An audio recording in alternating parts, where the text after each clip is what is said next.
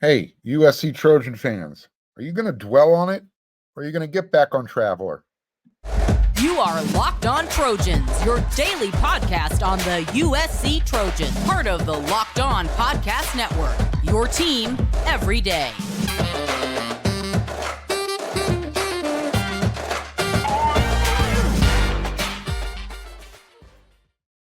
Fight on, everyone. I'm your host, Mark Hulkin, and thank you for making Locked On USC your first listen every day. Whether you're watching this show on YouTube or wherever you're going to download your podcast, just know it's free. And also know I really, really appreciate your support. You can show your appreciation if you're watching on YouTube. Become a subscriber. It's easy. It's free. Click the red subscribe button. When you see the pop-up thumb like this, thumbs up, hit it. And I don't want you to miss one of my episodes, Monday through Friday, plus the post-game reactions. So actually 6 times a week. Hit that bell notification. Then go to prizepicks.com/LockedOnCollege and use Locked On College for our first deposit match up to $100. They are your daily fantasy sports made easy at Prize Picks. As they say, when you fall off the horse, what do? You get right back on it. Trojan fans, this is no time to feel sorry for yourself, okay? Don't make any more excuses. Are you going to stop being a fan after the loss to Notre Dame? Or are you going to show up to the Coliseum this Saturday? Because there's kind of a big game, right? I get it. Lots of disappointment. That's life. Get used to it. It's full of disappointments. I was there with you guys. Time to turn the page.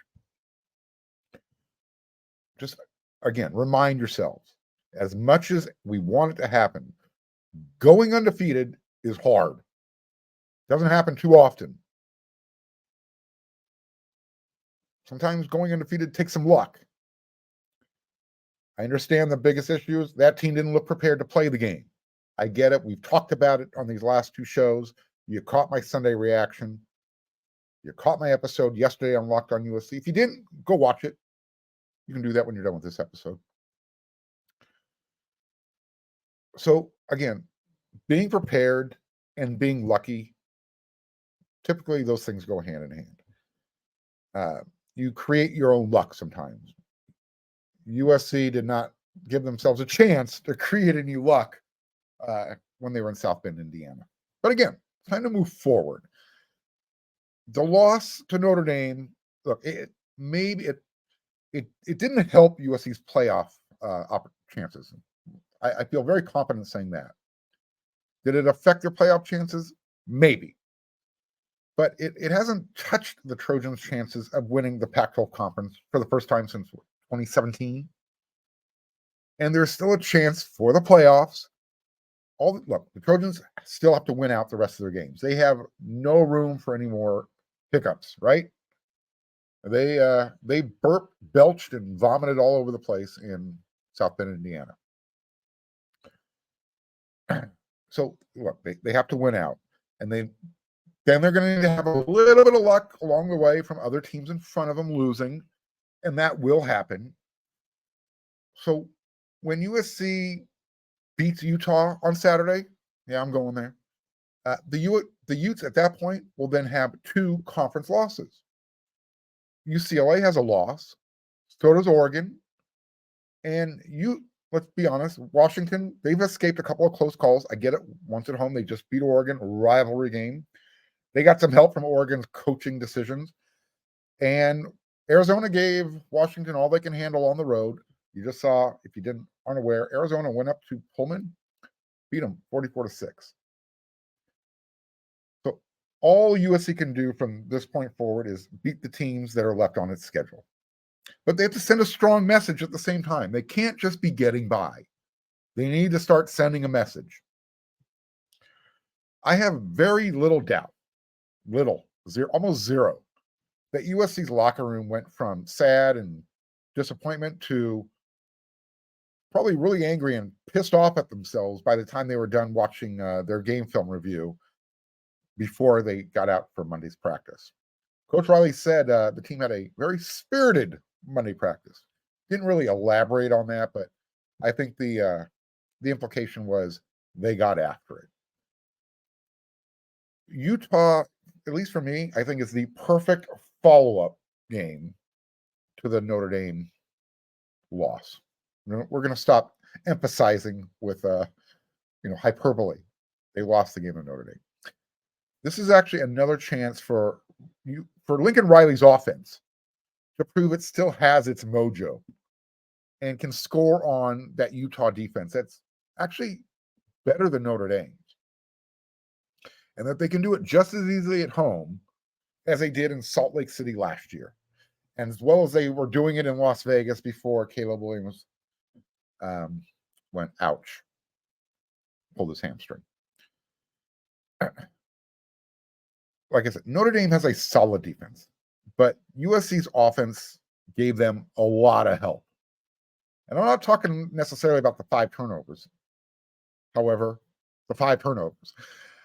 I'm referring to the Utes defense and how USC needs to kind of set the tempo, dictate how the game is going to be played.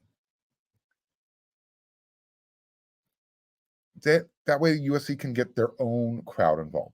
I think at Notre Dame, their defense kind of dictated and set the tempo of the game. USC helped that out, though. Every time USC took the play clock from 5 seconds or less before they snapped the ball, that's giving the advantage to the defense. They're looking up at that play clock too. They know when the ball has to be snapped. One of the Notre Dame linebackers after the win, JT Bertram, said, about on one of his plays, hey, I saw where the play clock was, and I knew it when the ball was snapped was just run. And he beat the offensive line, got into the backfield. So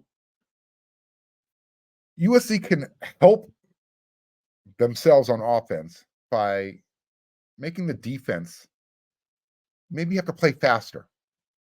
You know what? Don't rotate as much on offense, Lincoln Riley. Keep the guys out there. Like I said, Kyle Whittingham knows what USC's offense is capable of. He can still see Matt, and this is before Lincoln Riley even got here. Go back to Clay Helton. Matt Fink throwing deep balls to Michael Pittman, who was just mossing those defensive backs. I still remember Juju Smith-Schuster, pointing at a Utah defensive back before he took one arm and shoved him in the sideline to get some extra yards. Those types of plays from the USC offense will spark the Trojan fan base. They just want to see some dominance. So yeah, we want to see USC's best quarterback in a long time, Caleb Williams, throwing deep if Kyle Whittingham is going to go one-on-one with the USC wide receivers. I said this last week. That 2.5-point spread where USC was an underdog going up against Notre Dame, it spelled blowout. I said someone was going to get blown out. I just didn't expect it to be USC in that fashion. USC is opening up as a 5.5-point favorite at home against Utah. And Utah's offense is bad. I mean, their Iowa offense bad. Very, very, very bad. So I'm getting the feeling that USC is going to take out a lot of their frustration on the Utes this weekend. Again, USC Trojan fans, you've had over 48 hours now to lament and vent out your frustrations. At a certain point, you need literally to make the choice. You're either going to wallow in self-pity or you're going to put on your big boy pants and man up. Ladies, you put on whatever you put on. I ain't offering up any euphemisms for your support clothing. I can't go there. So, look, this isn't the end of the season. There's still a lot to play for. Trust me. I get it. It sucked. And I see my comment section. Oklahoma fan right now, they're grinning from ear to ear. They're pointing their finger saying, we told you so. That's okay. You're undefeated. I get it. But also, Sooner fan, you still have to live with the fact that Brent Venables, your head coach now, was your defensive coordinator on that Oklahoma staff when USC dropped 55 points on your team in the Orange Bowl national championship game. Yeah, you remember. Yeah, you remember. So, yes, I want these two programs this year to face off in the postseason. I'll take Traveler in a race against those little mini ponies pulling a covered wagon any day of the week. So let's make it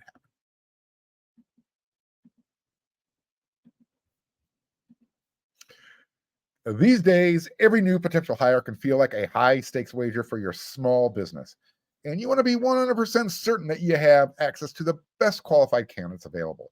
That's why you have to check out LinkedIn Jobs. LinkedIn Jobs helps you find the right people for your team faster, and they're going to do it for free. And as easy as it is to use LinkedIn to find a job, it's also just as easy to create a free job posting on LinkedIn Jobs. Once you add your job listing, you're going to take that purple hashtag hiring frame and you're going to attach it to your own LinkedIn profile. That's going to spread the word that you're hiring. And LinkedIn is going to provide you simple tools like screening questions. And that's going to make it really easy to focus on the candidates with just the right skills and experience so you can quickly prioritize who you'd like to interview and hire. Recruiting the right person for your team means a better product. It's why small businesses rate LinkedIn Jobs #1 in delivering quality hires versus the leading competitors. LinkedIn Jobs helps you find the qualified candidates you want to talk to faster. Post your job for free at linkedin.com/LockedOnCollege. That's linkedin.com/LockedOnCollege to post your job for free. Terms and conditions will apply. College football season, it's here, and Locked On is kicking up our coverage. Each Friday, Locked On will go live from 11 a.m. till 12 p.m. Eastern on every Locked On College YouTube channel. And the Locked On College Football Live Show will cover the college football playoff implications, the conference rivalry games, and they're going to go in-depth like only Locked On can, including insight and analysis from our stable of Locked On College hosts covering their team every day. Find Locked On College Football Live every Friday from 11 a.m. till 12 p.m. Eastern on any Locked On College YouTube channel. You're not going to want to miss it. All right, we're into our second segment here on this episode of Locked On USC. And as you're looking at the rundown, we're going to talk about some recruiting speed bumps. And then in the next segment, I'm going to talk about a 2-for-1 coaching staff. It'll make sense when we get there. Trust me. Let's talk recruiting. I like to talk about this at least once a week. USC has a recruiting problem right now. I don't know if there's a better way to say it. In June, they were scooping up guys left and right. I mean, getting verbal commitments hand over fist. Couldn't make a mistake. Had a top 5 class that was at least verbal, right? Early, it was in summertime. But then since then, things have kind of shifted. It's been about 3 months and a lot of what's going on.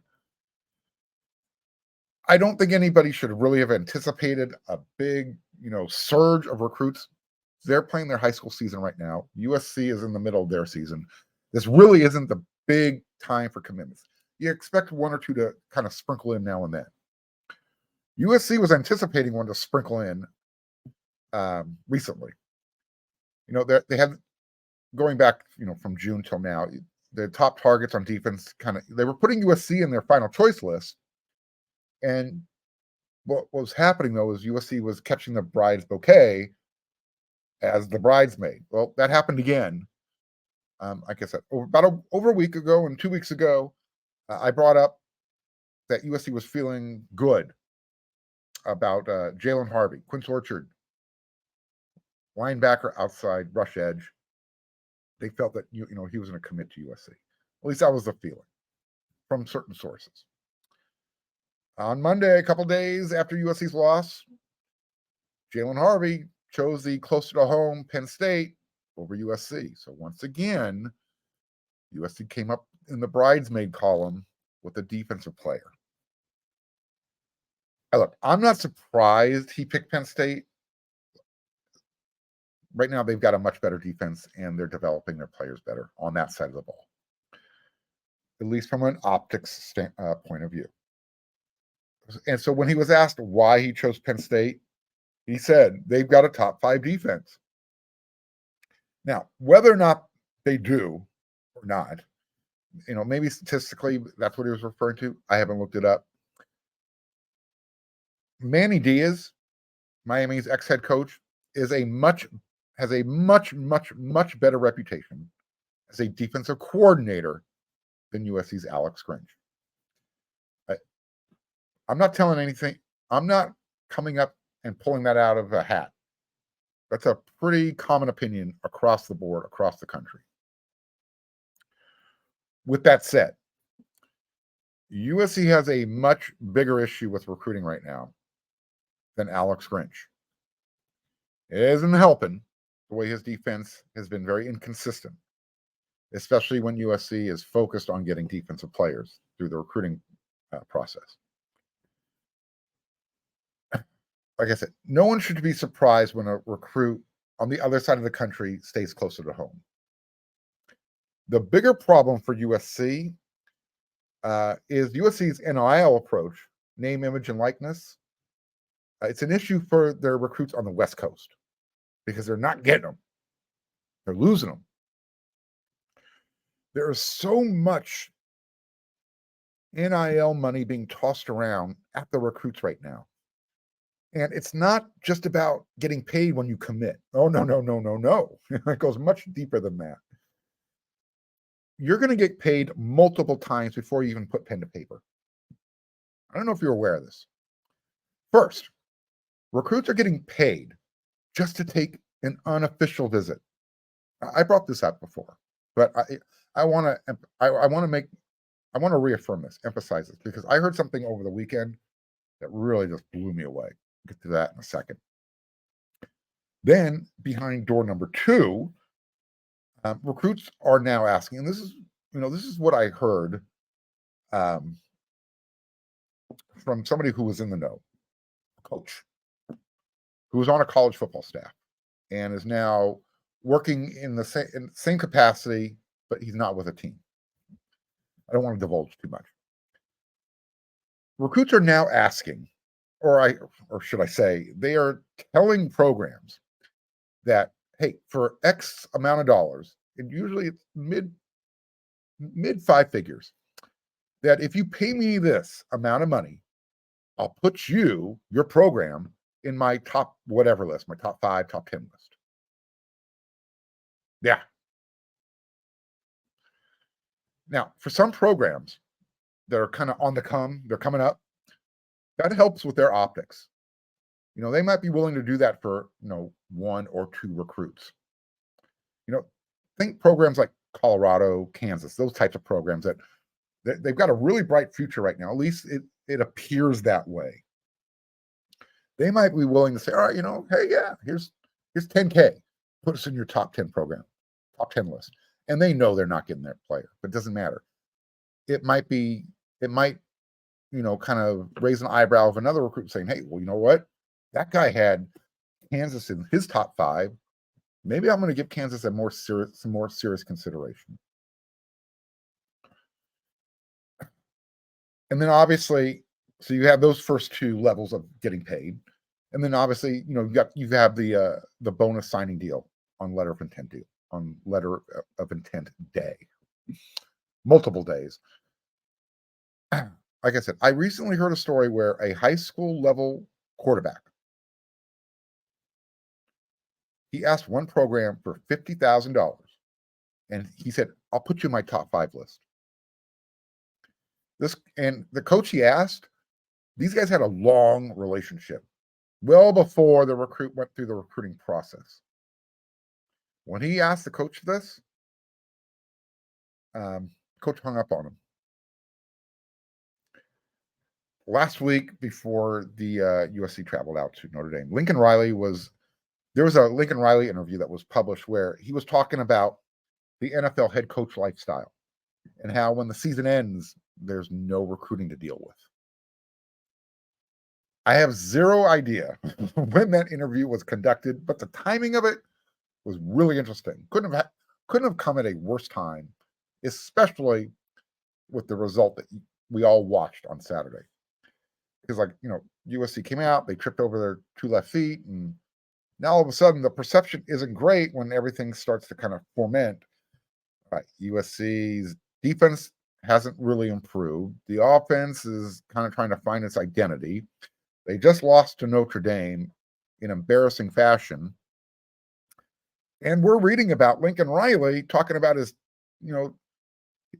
10-year plan and appreciation of the NFL, head coaching style, and, maybe retiring by the time he's 50 because he wants to appreciate what life has to offer. So again, concern over the defensive coordinator's job, NIL approach, and everything that was talked about, that Lincoln Riley talked about in that interview. All I can say is, while I'm not a fan of paying high school players just to get their attention, I think it might be necessary. Not with everybody, obviously. The transfer portal is still going to be a huge part of the process of building a roster. It's just how it's going to be now. But there are still certain positions, such as the offensive line, that you want to develop and not retrain to do it a certain way. Coach Josh Henson, he's talked about breaking guys down and having them do it their way. That's why you have players who played at certain other positions playing different positions this year. Think of it this way. Teaching an old dog new tricks, it's never easy. And it's not easy for offensive linemen who've been playing at a certain position for 2 or 3 years. And then all of a sudden, in 1 year, you're saying, all right, we got to stop doing what you were doing, break those habits. You're going to be playing this position, and you have to do it this way. Like I said, 2 left feet for an offensive lineman isn't good. If USC wins out, including the conference championship game, you would think that a 12-1 record would be enough to help recruiting, right? Or does name, image, likeness money outweigh playing for the hometown school? Is that just the reality of it today? I guess we're going to find out soon enough. But it wasn't supposed to feel like this with recruiting in year 2. Not after winning 11 games last year versus 4 games the year before. Something's got to change.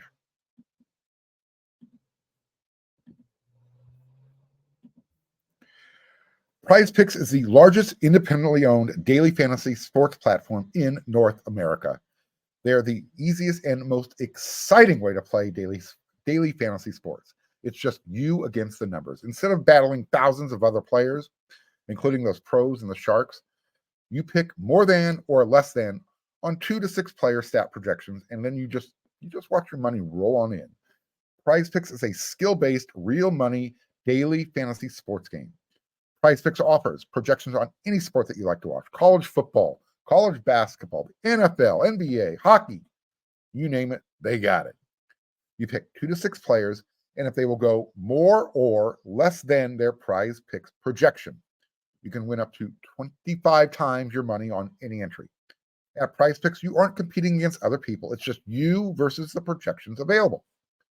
PrizePicks entries can be made in 60 seconds or less. It's that easy. Here's a few examples I came up with. USC will score more than 40 points against Utah's defense. The Trojans defense will allow less than 30 points to Utah's offense. Caleb Williams will throw more touchdowns than interceptions. PrizePicks offers a recently improved deposit and withdrawal experience, including the option to use Apple Pay for a quick deposit into your account. I mean, you want to talk about security? That's the way to go. So go to prizepicks.com, LockedOnCollege, and use code LockedOnCollege for a first deposit match up to $100. Once again, go to prizepicks.com/LockedOnCollege and use code LockedOnCollege for a first deposit match up to $100.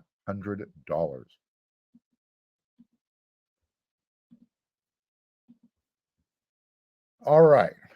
Third segment of the show. You see the in the rundown, 2-for-1 coaching staff. What do you say? Well, what does he mean? What if Lincoln Riley had a do-over? We'll call it the Mule Shoe Mulligan. He's from Mule Shoe, for all those who are wondering, what does he say? Look, there is no dedicated special teams coach, right? And that question popped up again after this past weekend. For me, it popped up right after that 99-yard touchdown return. Coach Lincoln Riley called it a backbreaker. He was on the Trojans Radio Live Show Monday, like he is every week. Former USC quarterback Max Brown, he asked Coach Riley about his choice to have and I'm using this the comparison, 2-for-1 trade-off. Pardon me. Lincoln Riley does not like having a coach do nothing for 75% of practice. Essentially, special teams, the entire team comes together during practice for roughly 30, 45 minutes, whatever, of their allocated practice time. So when the team is not working on special teams, Lincoln Riley's point is, what's the special coach doing? Because everyone else who plays on special teams, they're with their offensive unit or their defensive unit. So the way Lincoln Riley sees it is, that's a waste of time and resources for 75% of practice on one coach. Everyone on the staff has special teams responsibilities, from the GAs to the assistants to the head coach. Coach Riley said he also made sure he made sure the panel knew that every one of his assistants has a lot of special teams experience coaching. Now, this is me commenting here. I'm not sure that was the right time to say that, considering the constant ebbs and flows. The question was asked about the 99-yard kickoff return, so maybe not the best time to say, my staff knows how to coach special teams. That's just me giving a little op-ed right there. But okay, his answer, though, is still perfectly acceptable, and it's a reasonable answer. It makes a lot of sense. It's hard to argue against. But what if he had a chance to fill that 2-for-1 spot with a defensive coach instead of a second wide receiver coach? That would have been my follow-up question. Now, does it make a difference? I think for the most part, people see kickoff and punt coverage units as a defensive approach to doing things, right? Especially since tackling is involved. Hopefully, yeah, sarcasm. Coach Riley also pointed out that there have been a lot of positives. Well, there have been some positives on special teams. I think we should point that out. Obviously, the first thing that pops into everybody's mind is Zachariah Branch. He is a plus on special teams. He does it both on kickoff and punt return.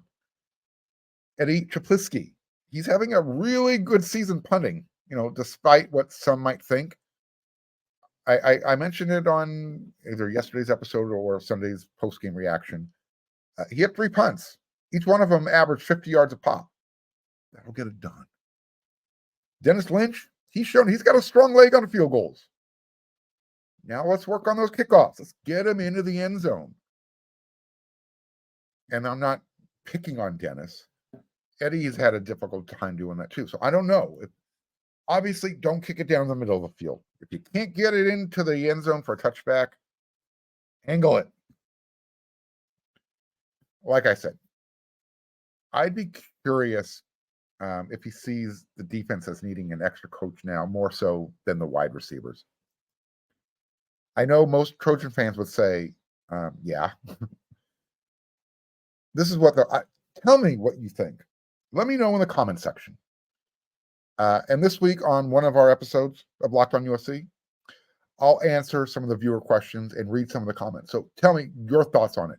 If Lincoln Riley wants to keep his special teams philosophy, and he explained it very well, I think it makes perfect sense. Would it be better to have a second defensive coach than a second wide receiver coach. You can pick the position where you want that defensive coach to help out. I think I'm going to get a unanimous yes. As far as grades go, normally on this episode, I give out grades. Nobody passed the test against Notre Dame. So that's your report card. Fail. You didn't pass the test. But that's also it for this show of Locked On USC. I'll be back tomorrow with more on the upcoming Utah game. So until then, everyone, yeah, you know what to do, right?